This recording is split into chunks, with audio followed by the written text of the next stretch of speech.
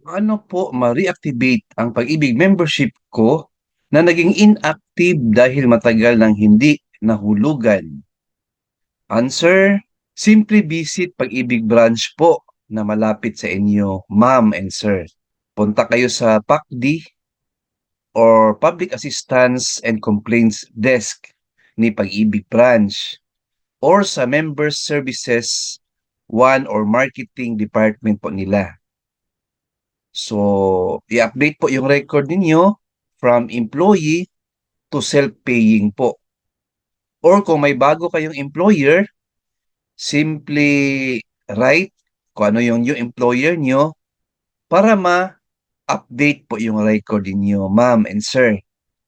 So, after that, mag-pay kayo o magbayad kayo ng 1 month over the counter.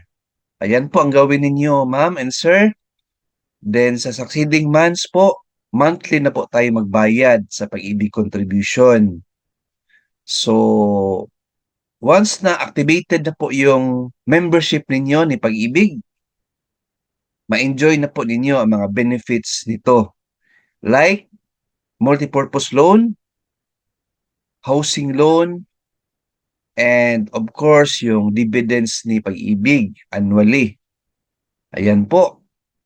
So, thank you for asking this question po. Marami po makarelate nito. Alright?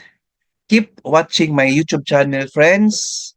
Please like, share this video, and subscribe the YouTube channel. Thank you, God bless, and 2 thumbs up.